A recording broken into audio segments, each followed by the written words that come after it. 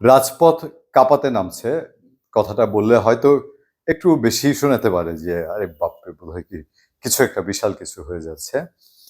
কিন্তু অতটা না হলেও একেবারে যে বলা যাবে না তাও তো না। ধরেন আওয়ামী লীগ এবং বিএনপির দুটা বড় বড় জমায়েতের প্রিপারেশন চলছে এবং দুই দলই বড় জমায়েত করতে যাচ্ছে। উদ্দেশ্য হচ্ছে আওয়ামী লীগের ৭৫তম প্রতিষ্ঠাবার্ষিকী, সেটার বছরব্যাপী সমাবেশের অনুষ্ঠান। আরেকটা হচ্ছে বিএনপি চেয়ারপারসন বেগম খালেদা জিয়ার মুক্তির দাবিতে পল্টনে বিএনপির সমাবেশ। আর আওয়ামী লীগেরটা হচ্ছে বঙ্গবন্ধু এভিনিউতে আওয়ামী লীগের কেন্দ্রীয় কার্যালয়ের সামনে। তো স্লোগানে স্লোগানে তো মুখরিত হবেই। আর রাজপথে যখন স্লোগান হয় তাই সেই স্লোগান তো বেশ জম্পের স্লোগানের পর বিরোধীদের স্লোগানটা একটু বেশি হয়। আর বিরোধীদেরকে ঠেকানোর জন্য যারা, তারাও আবার একেবারে অতটা না হলেও একেবারে মোটামুটি এই ছাড়ছি না, অত ধরছি, এই টাইপের একটা দেওয়াতে রাজপথ তো একটু কাঁপতেই পারে। আরো একটা বিষয় হলো, এবারও বিএনপির পিছুই নিয়েছে আওয়ামী লীগ।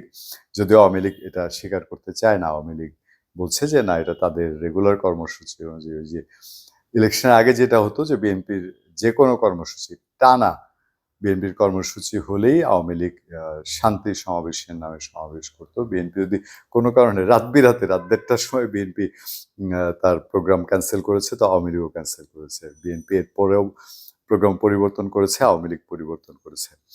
ইলেকশনের পরে এসে এই ফ্রিকোয়েন্সিটা একটু কমে এসছে, কিন্তু তারপরেও ৭ জানুয়ারি ইলেকশনের পরে ২৭ জানুয়ারি বিএনপি একটা কালো পতাকা মিছিল করে। এটারও পাল্টা পদক্ষেপ হিসেবে আওয়ামী লীগ সমাবেশ করেছিল। তারপর ১লা মে শ্রমিক দিবসের সমাবেশ সবসময় দুই দল করে, তবে বিএনপি করার কারণে বা বিএনপি বড়সড় আয়োজন করতে যাওয়ায় আওয়ামী লীগও সেটা আর ছোট করার চিন্তা মাথায় রাখেনি।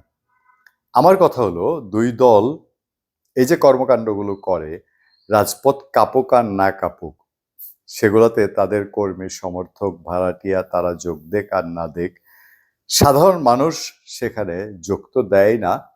তারা বরঞ্চ এই যে রাজধানী প্রায় প্রায় অর্ধেকটা অংশ, এদিক থেকে পল্টন থেকে গুলিস্তান হয়ে প্রায় তো এটার প্রভাব মতিঝিল হয়ে কমলাপুর, যাত্রাবাড়ি, সায়দাবাদ পর্যন্ত পৌঁছাবে। কারণ ওই পর্যন্ত যেসব গাড়ি ঘোড়া চলবে তাদেরকে যেই পথ যেতে হতো হয়তো নর্মালি ঢাকার যানজটের কারণে ১-১.৫ ঘন্টা, সেটা আজ ২ থেকে ৩ ঘন্টা, কারো কারো ৪ ঘন্টাও হয়তো রাস্তায় বসে থাকতে হতে পারে।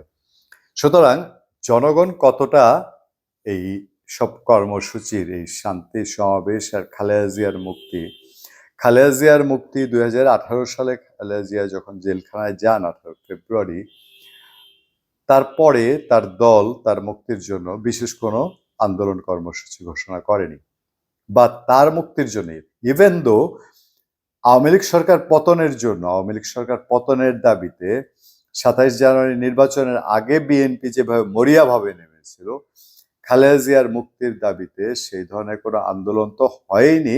আন্দোলনের চেষ্টাও বিএনপি করেছে কিনা সেই প্রশ্নও কিন্তু রয়েছে অনেকের মধ্যে। কেউ কেউ বলেন যে বিএনপিতে অনেকেই চায় নাই যে খালেদা জিয়ার মুক্তি হোক, বা অনেকেই চেয়েছিলেন যে খালেদা জিয়া জেলখানায় যাক।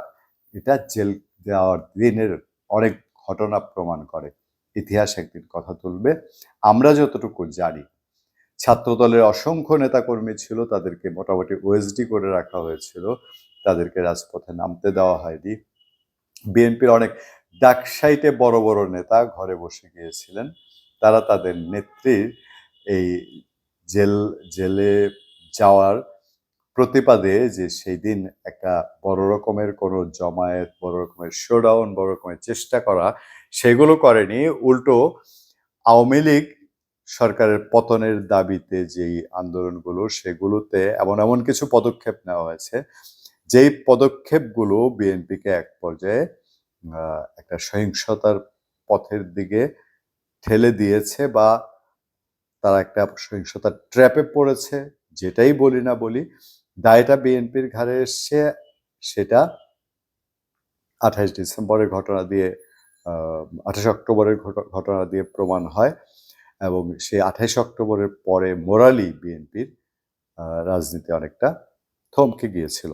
যাই হোক, সেটা ভিন্ন প্রসঙ্গ।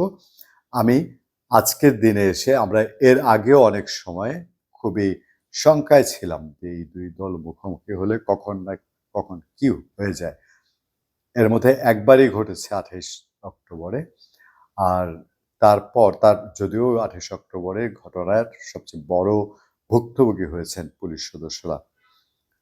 এখানে পলিটিশিয়ান বা আওয়ামী লীগের বিএনপির নেতাকর্মীদের তেমন কিছু হতে হয়নি। তো সেই জায়গায় এবার যেন কোনো না কোনো এইসব ধারাবাহিকতায় একের পিছে অন্যের ছোটা কর্মসূচি দেয়া, কর্মসূচি পাল্টা কর্মসূচি এগুলোর যেন শিকার জনগণ না হন, এই প্রত্যাশা রেখে শেষ করছি। ধন্যবাদ সবাইকে। ভালো থাকবেন, সুস্থ থাকবেন। আবার দেখা হবে, আবার কথা হবে।